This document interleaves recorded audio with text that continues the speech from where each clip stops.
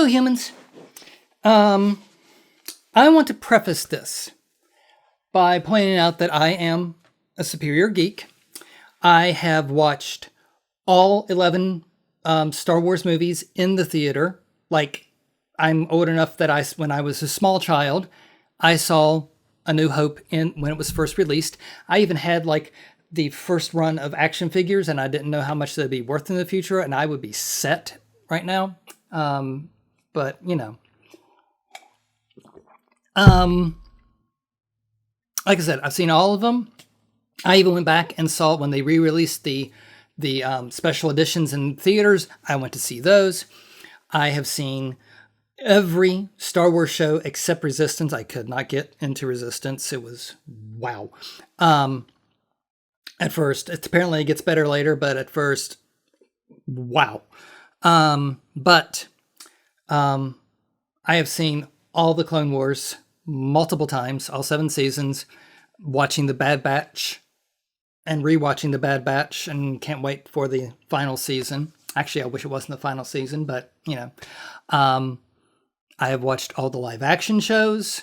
I have seen Rebels. I've watched and rewatched Rebels multiple times.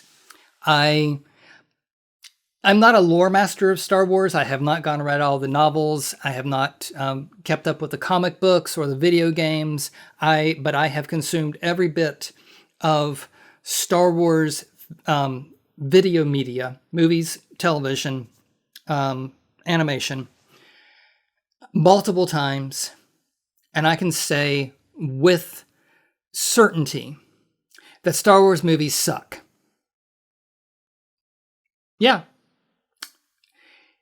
Lucas does a great job of world building. He does a great job of creating different cultures and different architectures and getting, creating what feels like a real lived in society, even in animation, and especially in the movies and in the newer television shows. Like Andor is amazing for giving you that thought. And Ahsoka's pretty good at it too, actually.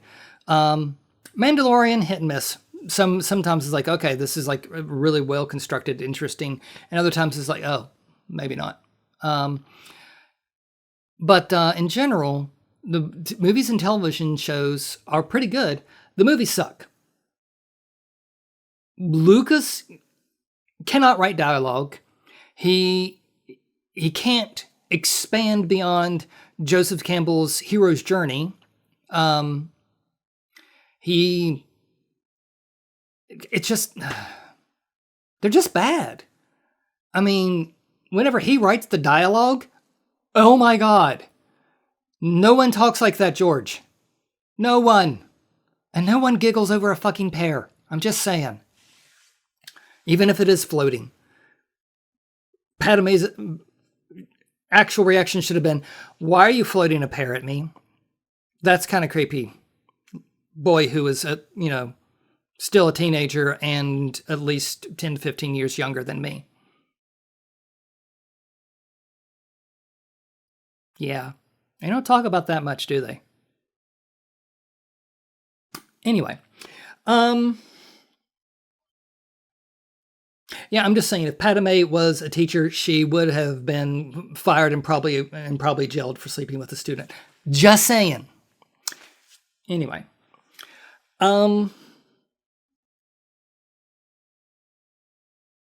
The reason that it's really getting to me is that, I went back and watched some of all the movies. I watched a lot of the movies recently, and I realized that if I didn't know,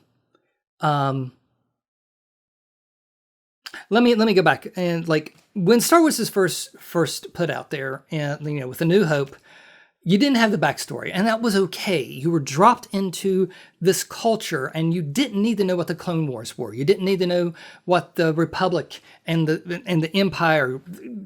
The word Sith never came up.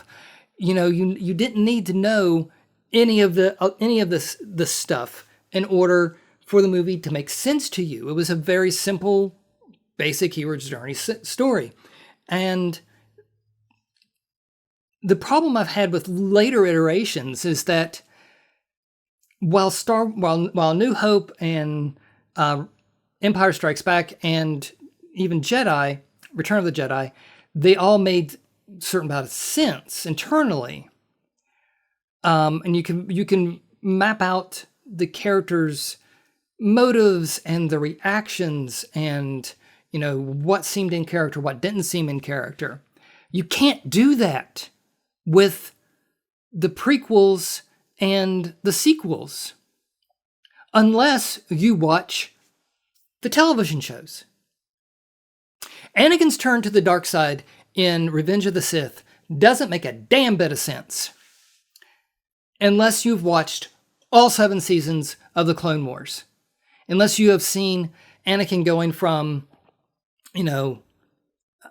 dark tinged teenage boy and then becoming the hero and then becoming more and more dissatisfied and disgruntled and disgusted, to use another dis word, with the Jedi Council and the Republic.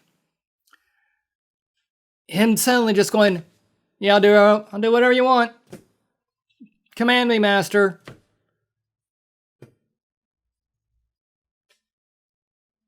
Doesn't make any sense.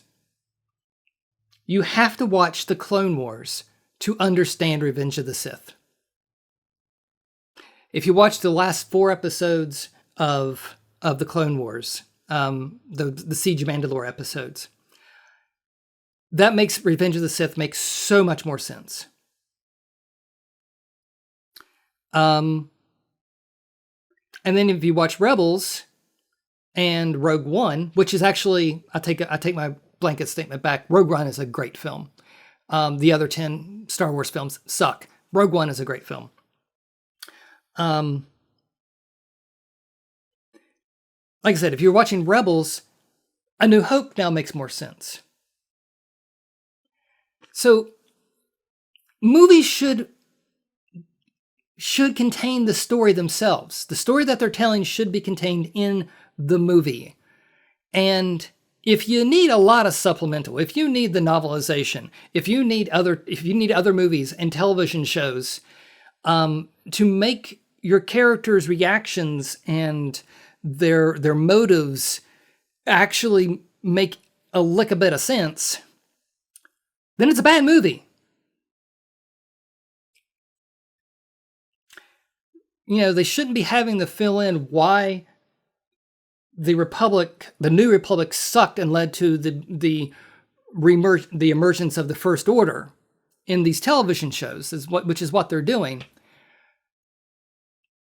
If, Force Awakens was a good film, you would know, you would have some idea that the New Republic wasn't really doing well. So yeah, I just wanted to say, I wanted to get that off my chest. As a fan, I really do love Star Wars. I consume so much Star Wars media. I am a fan of like heavy spoilers, Generation Tech. Who else do I watch? Star Wars Meg, Screen Crush. I'm leaving some out, but I watch a lot of YouTube things about Star Wars. So I know a lot more about the lore than I used to. And the more I know about the lore, the more I know about the more I watch the TV shows, the more I think the movies suck. That's neither here nor there. I just wanted to rant. Thanks. Live long and prosper, or peace and long life is my usual tagline.